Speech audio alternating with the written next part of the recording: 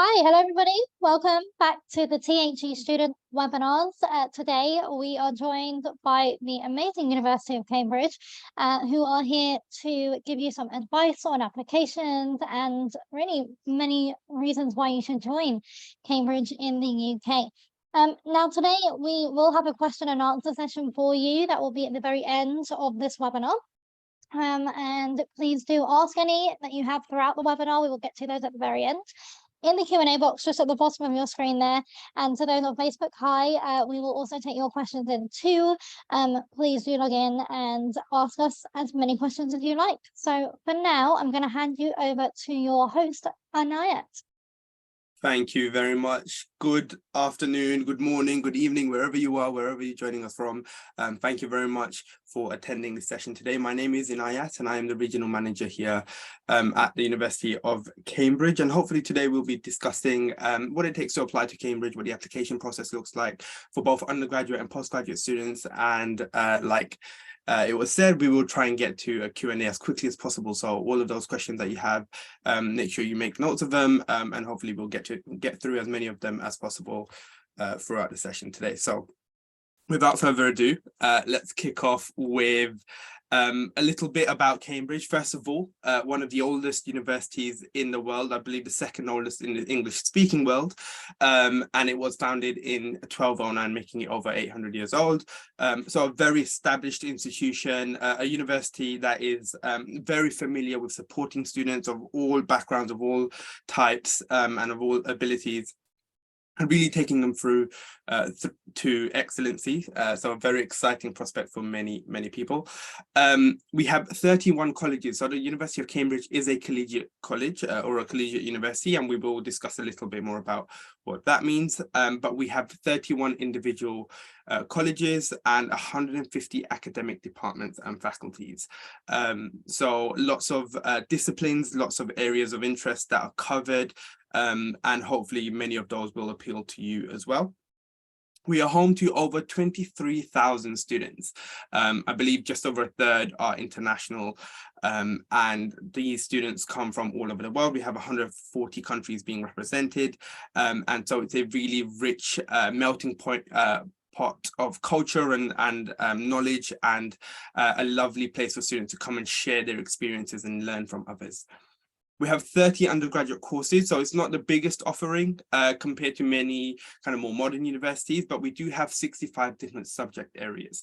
The reason why we make that distinction is because though we have 35 undergraduate courses and as in undergraduate degrees listed, within many of those degrees, you can specialize in particular areas based on your own interests and based on a combination of modules that you might choose as you go through your course. For example, at the University of Cambridge, we don't offer a degree in biology, or we don't offer a standalone degree in physics or chemistry, but we do have the single degree known as natural science, which is a combination of the three sciences in the first year, and then in the second and third year is when you decide whether you want to be an astrophysicist or a marine biologist or something like that. So that is why we make that distinction. So one of the things I will say right up top is when you are looking at the degree names and the course titles, in addition to that, make sure you're reading the course content so you know how it differs from different universities, as though they might have the same kind of course name, they may have varying modules that are on offer to you. In the area of postgraduate degrees, we have over 300 programs, so it's much more difficult for me to kind of explain that in a nutshell to you, but the reassuring factor here is that there is something for everyone, and within those 300 postgraduate programs, this varies from masters to postgraduate certificates and also PhD degrees as well. One of the most exciting parts about coming to an institution as old as Cambridge and as well renowned as Cambridge is we have 121 Nobel laureates and 194 Olympic medals from the university. So you're part of this decorated academic team, and you get to brush shoulders with some of the best minds in the world, whether that's academic and sometimes in other for you to be with these people, to share your knowledge, to become some of these people, and to be really recognized for the work that you do. So that's something you really want to look forward to, and something that you should be excited about should you be considering an institution like ours. So I mentioned the collegiate university, and this is true for both undergraduate and postgraduate students. The University of Cambridge has 31 colleges, of which 29 accept undergraduate students, and all 31 will accept postgraduate students. Colleges are essentially a that most people will be familiar with. Cambridge actually has 31 colleges, which will vary in terms of what they offer, but essentially these form your own mini campuses where you will have your accommodation, you'll have your facilities for catering, you'll have your recreational spaces, your personal study spaces. All of this happens within the college, and you'll also have your academic and your pastoral support. Every student at the university will be offered an academic tutor. And this tutor is somebody who knows you very well, who will be part of your academic journey for the remainder of your studies, whether that's 3 years, whether that's 1 or 2 years, depending on the level. And this person will be there to guide you through in your supervisions.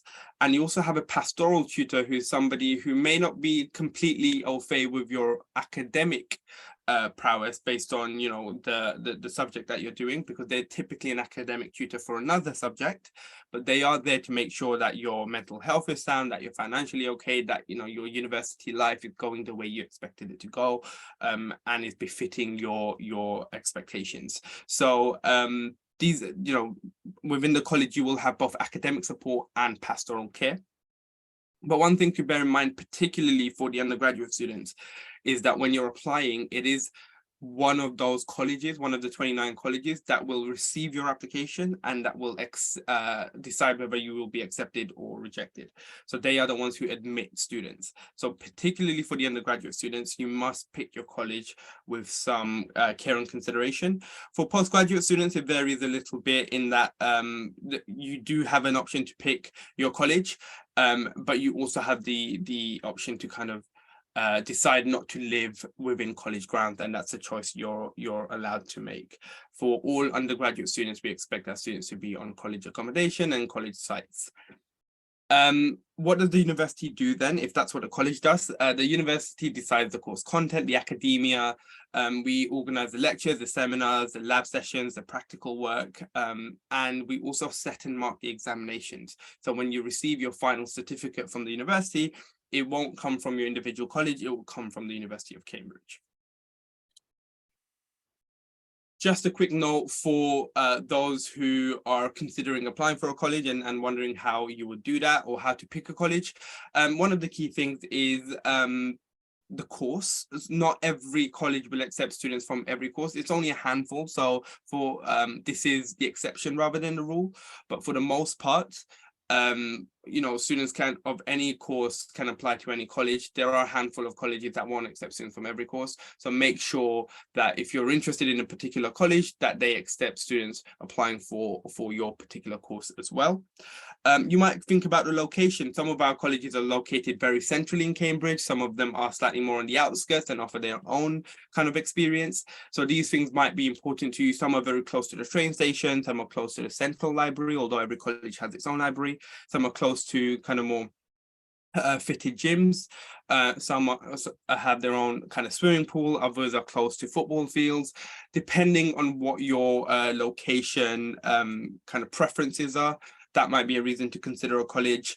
The facilities that a college provides. So like I said, one of our colleges, Girton, for example, has a swimming pool. And so that might be a facility that you want to make the most of, and that might be a reason for you to consider Girton over many other colleges. So have a think about what each individual college offers and how that relates to your needs. The type of accommodation. Some of our colleges are absolutely beautiful, but kind of prehistoric in the way they were designed and built. And so as great as they look, they're limited for space. They might have smaller accommodation rooms, whereas some of our colleges are slightly newer. And when I say slightly, instead of 800 years old, they might be 500 years old. But some of our colleges are slightly newer, and so they might have a bit more space. Their rooms might have been recently modernized. You might have more facilities within your accommodation suites. So have a think about how the accommodation affects you and whether or not one appeals to you more than the other. The size of the colleges vary significantly. And when I say size, I don't mean your kind of personal spaces, but kind of the grounds of the college and the amount of students that it holds. So some of our colleges have thousands of students. Some of them have hundreds of students, and it is proportionate in terms of study spaces and everything else.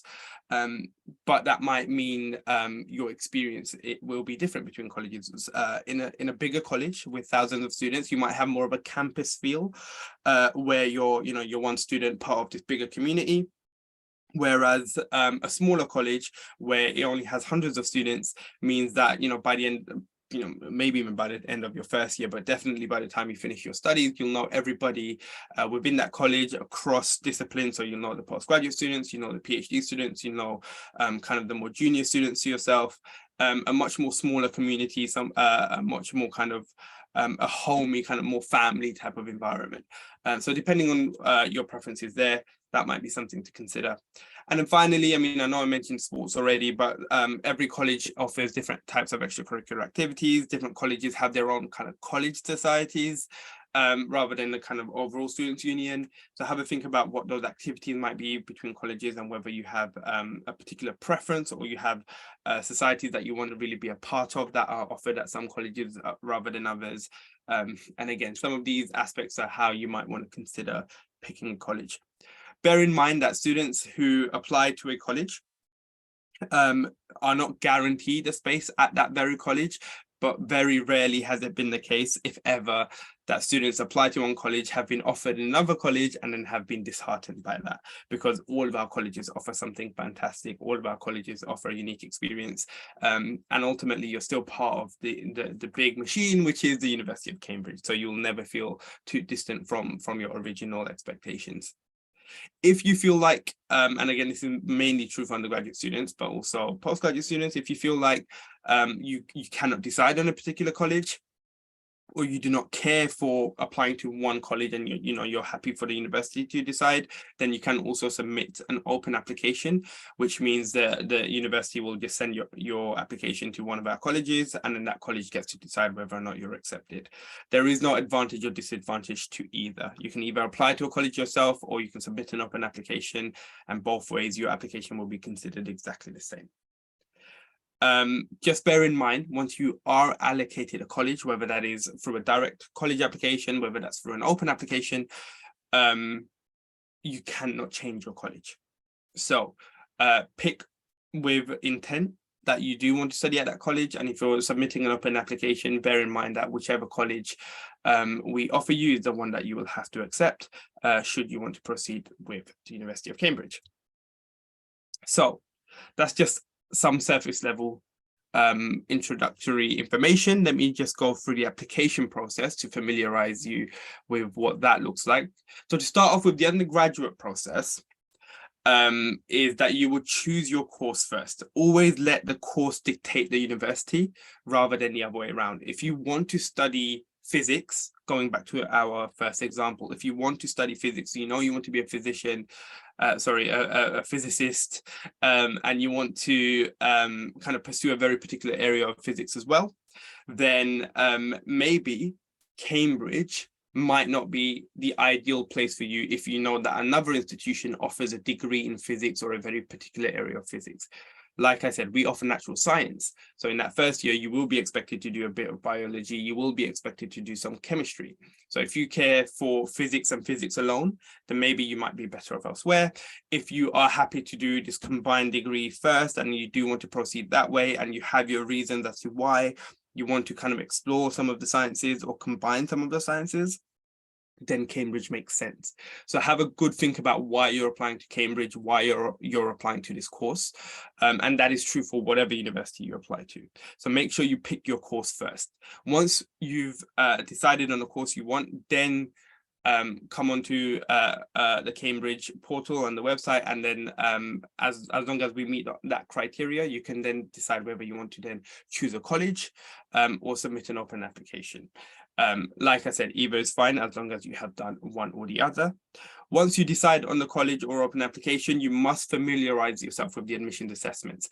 Every course at the university has some form of admissions assessment, whether that is a formal exam that you might be kind of used to sitting already, whether it's an essay submission.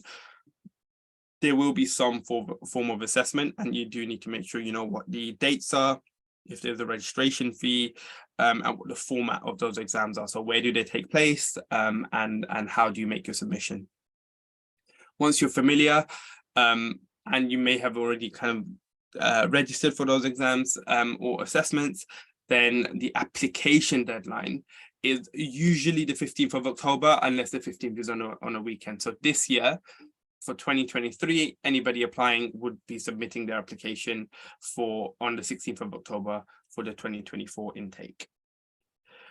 Once you've done that, there is an additional questionnaire called a My Cambridge application, where we ask for a little bit more context. And so this might be previous year transcripts, this might be kind of individual A-level kind of UMS grades and scores and points. This is really for context, and this gives us the opportunity to kind of further separate candidates and understand their individual kind of journeys and abilities. And usually we will tailor our interviews to kind of support based on the knowledge that we have off the back of this additional questionnaire. Following this, once you've submitted the additional questionnaire, which usually comes in a week after the UCAS application, you will then submit your assessment, whether that is written or an exam, and then interviews usually take place between November and December. So for those following the timeline, typically is between September to December, and then come January, you will have your decision whether that is an acceptance or rejection. Unfortunately, as many of you might already be aware, we do reject more students than we accept. And this is usually not a reflection of your ability, it's because we're so limited by space. So, you should always kind of go through the process with the intention that you're absolutely aware of what the outcome may be, based on, our rejection rates and things like that. But also, it's such an opportunity for you to kind of go through it, take what you can in terms of your learnings, and come back stronger should you feel that is appropriate for you. But it's an exciting journey nonetheless. For postgraduate students, the application process varies quite a lot in the sense that, first of all, of course, you will choose your course. And then for postgraduate, we also have funding as well. So unfortunately, for undergraduate, we do not offer any direct scholarships or funding options, but for the postgraduate, we do have some funding, typically partial scholarships that you can apply for, although they have their own deadlines. So once you've decided what course you want to study, make sure you familiarize yourself with the funding options and the deadlines for your course. You must then begin your application on the University of Cambridge's portal. So there's no UCAS portal. You can apply directly based on our website's portal. You must provide at least 2 references. Typically, these references are academic. In some cases, we might also professional reference. And then you can go on to decide whether or not you want to pick a handful of colleges that will receive your application, or that will actually be your main college or base once you're at the university. You then submit your application. Many courses will have an interview, not every single one. And this will then proceed into a decision. The process here varies in terms of timeline because different courses have different deadlines. Typically, courses will start around that September-October mark, but again, that can also vary based on the level of study that you wish to pursue at postgraduate study. So make sure you familiarize yourself with all of these different aspects, and make no assumptions. Even if course titles are similar or they sit in the same department, they may have a different kind of start date, they might have different funding options, they might have different entry requirements. So please ensure that you're familiar with all of these things as you go through the process. Just a quick word on the student experience. Accommodation, like I said, is always, particularly for undergraduate students, provided at the colleges. Postgraduate students can also stay with us within college accommodation. We have 500 clubs and societies for students to get involved with. So that could be anything from academia to sports, music, drama, arts, religion, any other interest at any other level that you may have. You're more than welcome to either join a society or set up your own society, which is really no excuse for anybody to then not get involved. The city of Cambridge essentially becomes your campus. So we have pubs, restaurants, theatres, festivals all across the city. And these are geared towards students. So a lot of the activity and the recreational facilities across Cambridge are geared towards students. And so there's always something for you to be involved in. It is a safe and relaxed city, and it has its historical ties, but also it's less than an hour away from London. So should you want to go to London to the theatres, or you want to go to coffee shops, you want to see your friends, you want to do some shopping, which, for the most part, you could do in Cambridge as well. But let's say you're catching up with friends or family in London, then you're only an hour away, which means you'll be back in your bed by the end of the night, which is never a bad thing. The university really encourages a healthy work-life balance. We appreciate that there are peaks and troughs in the year where things are very intense academically and you have to give 100%.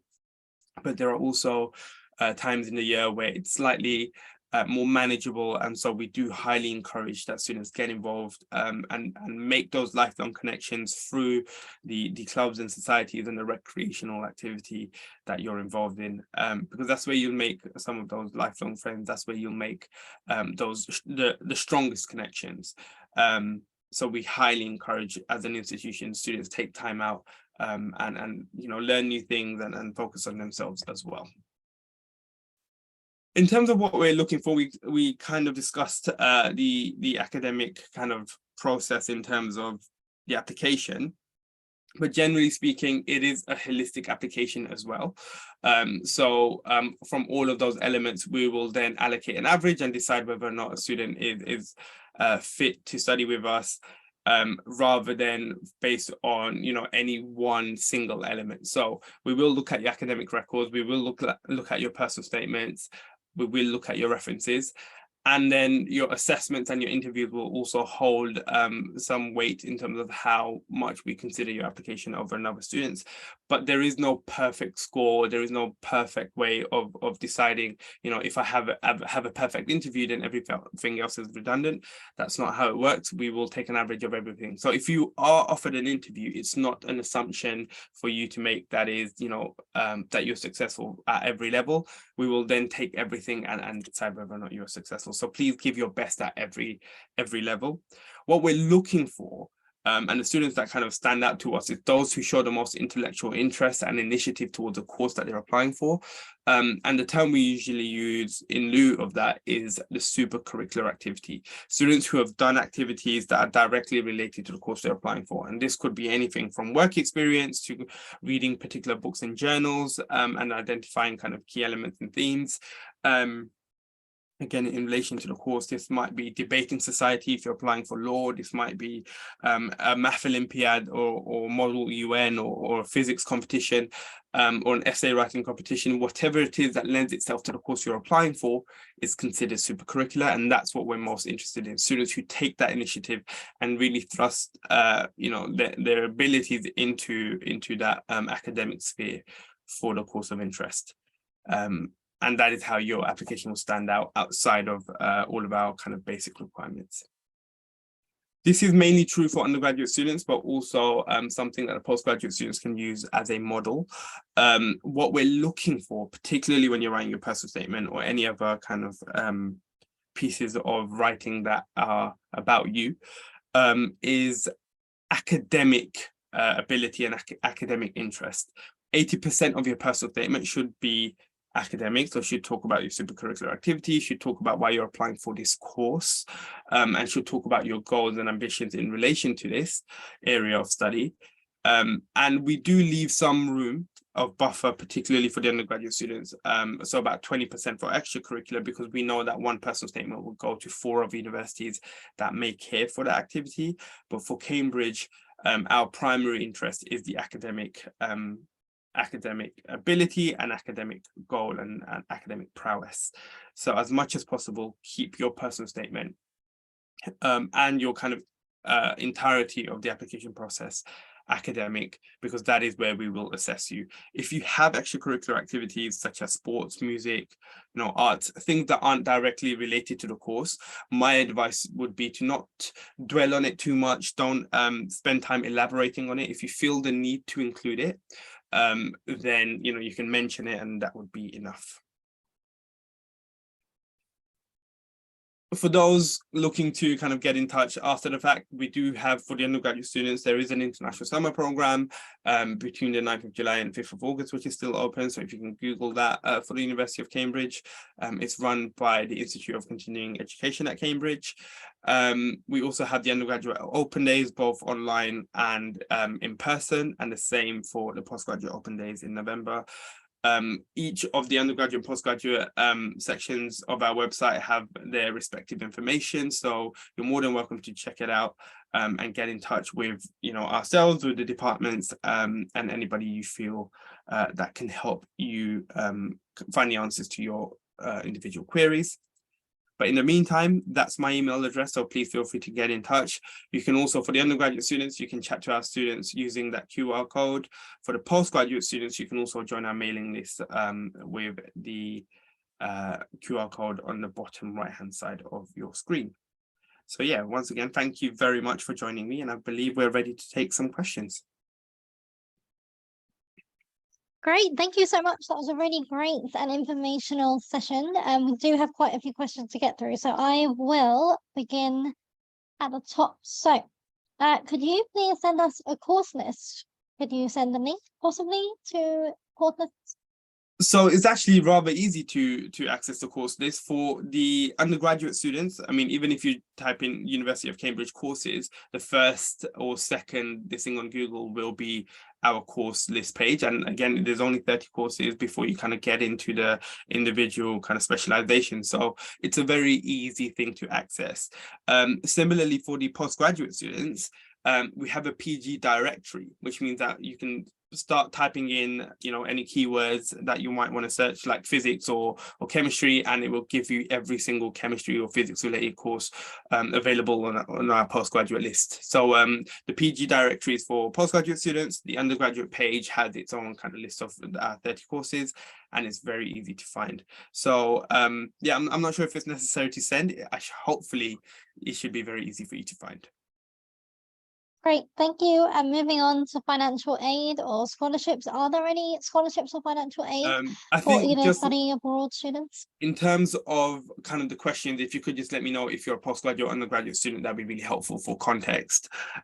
So for financial aid and for scholarships, for the undergraduate side, unfortunately, there's nothing that the university offers directly. We do have something called the Cambridge Trust, which has some scholarships available, very limited offering for undergraduate students. So you can approach them, ask any questions that you might have, or look at the options available for you or to you. For the postgraduate students, there are a lot more scholarships available, a lot more kind of combination of offers by way of funding. So that is something that I would highly encourage students to find. It's very easy. Once again, even if you kind of simply Google funding for postgraduate students at the University of Cambridge, you will be able to find another kind of filtered page where you can then decide, based on a course, based on a level, what funding is available to you and how to apply. Also, there are a couple of scholarships like the Gates Cambridge Scholarship that we list as part of the course information. So when you're on a postgraduate page and you go to the how to apply section, it'll give you that information along with the Gates Scholarship information. So depending on the course, depending on the level, the scholarship information will be available to you on the page that you are applying when you're applying. Amazing. And will there be a chance to meet potential employers? That's a very good question. In theory, yes. Let me clarify that for you though. Our employability service at the university is fantastic, and or our career service, and they often invite industry to come to the university and to meet our students. However, in those initial meets, that you know, those who attend, so the employers aren't there to recruit, they're there to tell you what opportunities are on offer. It is up to you to apply. Students must kind of take that initiative, make those applications, you know, stay in touch with the career service, you know, bring your CVs up to speed, and you know, apply with all of the information that the employers need. But there are opportunities for you to meet those who are offering jobs. It's just they're not interviews kind of immediately, as I believe in some cases students have had such experiences in the past. Okay, and following on, does Cambridge offer any internships alongside their studies? The easy answer is no, and the reason for that is because we try not to encourage too many distractions whilst they're studying. Like I said, you know, we have our clubs and we have our societies and we have opportunities for students to do things that will give you different skills and abilities. In terms of internships, for postgraduate level, there are some available. For undergraduate level, less so. International students can work, I believe, up to 20 hours a week on the student route visa. So you are allowed to work. It's not that anybody will stop you from working. It's just, it's not something that we entirely encourage at undergraduate level. However, there are breaks in the year. So, you know, you have your summer break, you have your Christmas break. There's even an extended Easter break. So with those breaks, if you can manage the workload that comes with it in terms of your studies, then you are welcome to kind of use that time to your benefit. And yes, there are job opportunities on campus. You know, we have student ambassadors, we have people shadowing kind of researchers and things like that. So you can get involved, but it's not something that we formally kind of try to encourage based on the fact that, you know, we don't want students to be distracted. Perfect. And we have a postgraduate question here. Is research experience compulsory? Can we get in touch with the potential advisors before applying? To answer the second part of that question, yes, you can get in touch with potential advisors and supervisors. If anything, we encourage that for a lot of our postgraduate courses, and for some of them, it's a requirement that you reach out to your supervisor before you apply. Again, please read the information on the how to apply section of the postgraduate course page. The first part of the question is research necessary. Given that we're a research university, it will absolutely add to your credibility, to your competitiveness in terms of an application. Not every course requires you to have such great depth in terms of research, depending on how kind of taught versus research-based that program might be. But as a rule of thumb, being a research university, I think we would prefer students to have research experience or research exposure before they apply. Obviously, it is up to you to do kind of common sense to decide if this course is a research-based course. They would expect more research from you rather than the other way around. Great, thank you. And the next question, is there any options to do a hybrid approach with my studies? I believe you're asking if kind of online, offline. Yeah. Probably not. For the most part, all students will be expected on campus or on college sites or at department. There are some courses that might require you to kind of be away for research purposes, but for the most part, you shouldn't use that as a way of kind of assuming you'll be away. Or you can kind of do things remotely. Most of our courses will expect students to be within Cambridge grounds. And the next question, how affordable is the UK right now, considering the cost of living crisis? A very good question. I don't know if I'm qualified to answer the question as a whole, but I can kind of give my 2 pence on this, being that, you know, it varies across the country. That some cities are more expensive, you know, in terms of places to live. Cost of living has obviously risen, but we'd like to think that we are still quite kind of transparent about what those figures are. And so, you know, if you are considering applying to the UK, let alone Cambridge, you know, make sure you speak to the universities in question and find out, you know, what it might cost to live there, what it might cost in terms of food and cost of living and travel and things like that, and budget accordingly. UKVI have set certain amounts which they think is realistic for different cities. So when you are applying, they will expect you to have that, to show your finances and to show that you are able to live in the UK. And again, you know, London has a higher cost of living than most other parts of the country. But you know, you should be sensible about it, manage your budget accordingly, and you should be okay. And if you come across any issues once you're with us, then like I said, you have that pastoral support. You have people within the university who are there to support you, and guide you through your time at the institution. Thank you. Another interesting question here. Will there be an option to explore AI technology at your university? It's a very good question. If you're talking about kind of the most modern iteration of AI technology, such as, you know, ChatGPT and some of the other, you know, world-changing AI implementations, I guess, then it might be too soon to answer that question. I think we're, like everybody else, we're still working it out in terms of how it's going to kind of be implemented or embedded within our academic systems. In terms of AI as a module of study, yes, particularly those who are kind of pursuing that route, you know, computer science or degrees in relation to that, or any research in relation to that, absolutely. You know, we, if anything, we encourage it for students to kind of stay ahead of the curve in that regard. So yes, the answer to both is yes, there will be opportunities. How much it's implemented as part of your study rather than kind of research that you conduct on your own is really down to how much the technology kind of proceeds in terms of its current trajectory. And I think you've touched on this next question already, but how easy is it to find accommodation? Brilliant. So accommodation, like I said, at Cambridge, is provided by the college that you're studying at, or the college that you're associated with.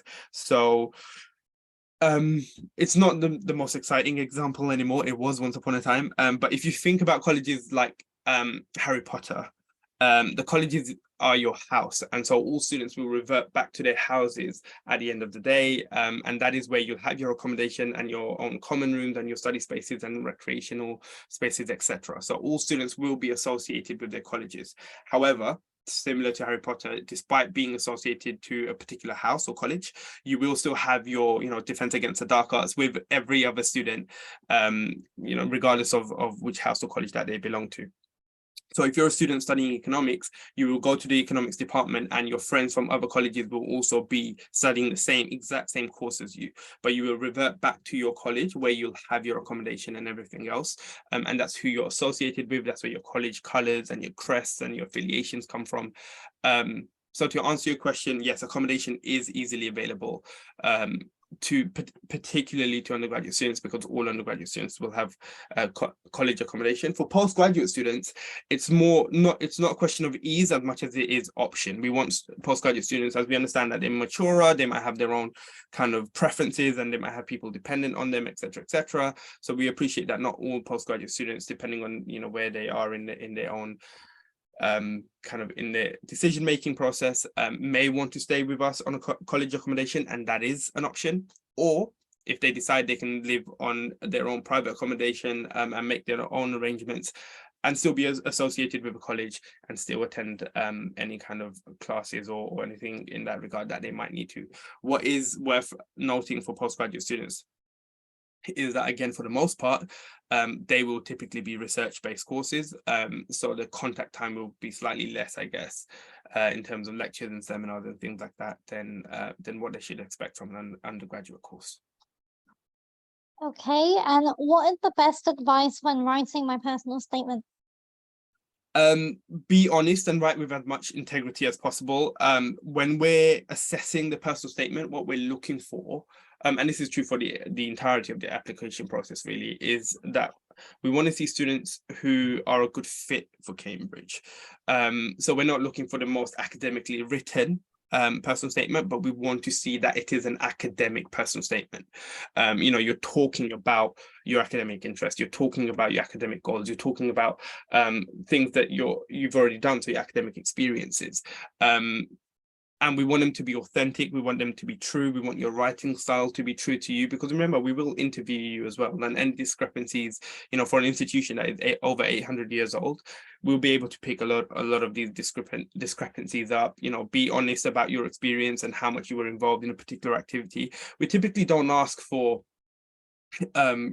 students to have a gold award in an Olympiad, or you don't ask for particular certificates. What we want is to know about your individual experience and how that was such a key motivating factor in why you decided to join Cambridge or this particular course, etc. So when you're writing your personal statement, be honest. It is a personal statement, so let it be about you, but also kind of show us your best side in terms of your academic abilities and academic goals. And we have a question for undergraduate students here. Can we see the academic requirements for each courses from the official website? Of course, every single course that you are interested in will not only have the academic requirements, it will also kind of do some of the equivalency work for you. So, if you're doing an IB over an A-level, it will show you what the IB score requirement is. We also have a different page on the website where it will, if you put in your country of origin, it will tell you exactly what the qualifications are in terms of requirements based on the local curriculum that you might have in your country. On the course page as well, we also outline the content of the course. So, what kind of specializations can you progress into, what kind of modules you can select. All of these things are available on the course page, and all of the information in terms of the entry requirements, any admissions assessments, what previous year students, what was the most kind of taken A-level that was accepted, how many spaces, so how many seats do we have versus how many students that we accepted, all of these, or applied. All of these things are available on that page, and it will give you kind of enough information to deduce whether or not one course is better for you over another, or whether it ticks all of the right boxes for you in that instance. Great. And when does Cambridge confirm the new courses for 2024 entry and publish relevant information alongside it? If I'm not mistaken, and forgive me, I have just come back from a slightly extended leave. If I'm not mistaken, it should have already happened. And if it hasn't happened, then it will happen within the next couple of weeks. I believe by the end of May, you should absolutely see the latest information. It should have already happened, if I'm honest though. So if you go to our website, all of the courses that are available for 2024 intake will be available by way of information. And again, it will give you the latest information in terms of, those who had applied last year, so those who are currently studying, and what was the most popular A-level that they took, for example, and things like that. So you should expect the latest information. Now, I believe the information in terms of assessments and interviews will come out slightly later in the year, just closer to kind of when it's relevant to students. But the initial information that you need by way of course information to help you apply should already be available. Great. And if you could just touch on when are the application deadlines again? Great. So for undergraduate students, the official UCAS application for the University of Cambridge is this year, the 16th of October. So those applying for 2024. Otherwise, it's usually the 15th of October. For anybody who misses that deadline cannot apply for the University of Cambridge for that cycle. So if you miss the 16th of October deadline this year, you cannot apply for the 2024 intake. So please be very aware of the deadline and kind of apply accordingly. Before that deadline, I must stress that the admissions assessments have their own registration deadline. So familiarize yourself with the admission assessment and what it is for your individual course.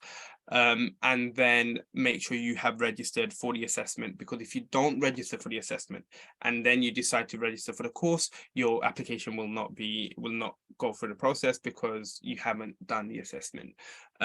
So yeah, that's something to bear in mind. For the postgraduate students, it can vary significantly. Some of our postgraduate courses, a very small number of courses will still be open for those hoping to apply for this year's entry for October 2023.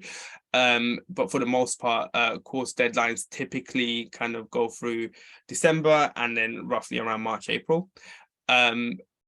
having said that, again, for postgraduate students where we have funding options available, if you are applying for funding, again, this is true for most courses, not all courses.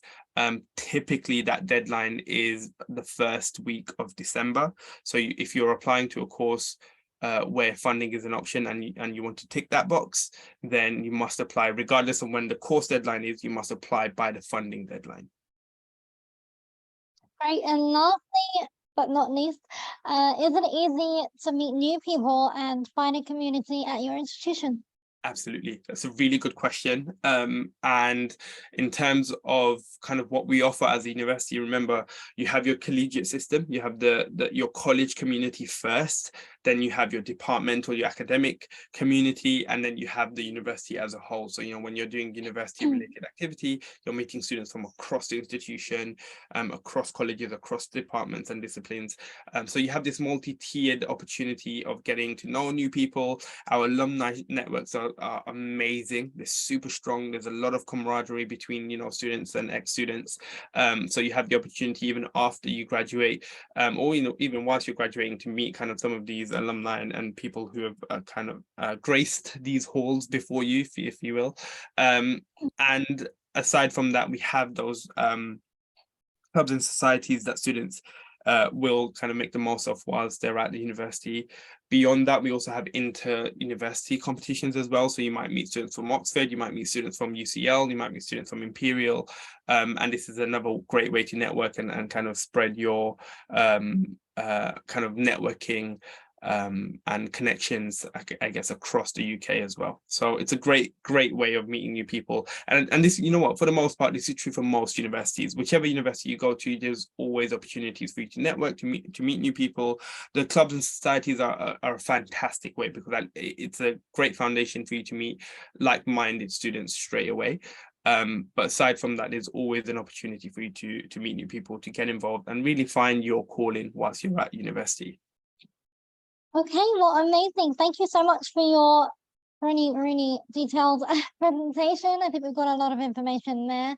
Thank you guys for your questions. They've been really interesting today. And honestly, if you have any more questions, please feel free to email the email that's on your screen right now, or feel free to email us and we will forward that on to Inayat for you. Any last words from you, Inayat? No, just, good luck to everyone. I believe a lot of the undergraduate students are probably gearing up for exams in high school, so already in the thick of it. So I wish, everyone the best, and really hope that you deserve kind of the very best grades that you can get. And for the postgraduate students, some of them might be professional, some of them might still be in undergraduate study. Continue doing what you're doing. And remember, at Cambridge, we're here to celebrate academia. So, whatever your abilities are, give it your best, and hopefully your achievements will take you on to kind of prosperous careers. So good luck. If you have any more questions, if you have any more kind of queries about applying to the University of Cambridge or the universities in the UK in general, you're more than welcome to get in touch with us or the student Times Higher Education, and I'm sure they'll be able to answer your questions. Amazing. Well, thank you, everybody, and have a good evening, day, wherever you are. Bye-bye.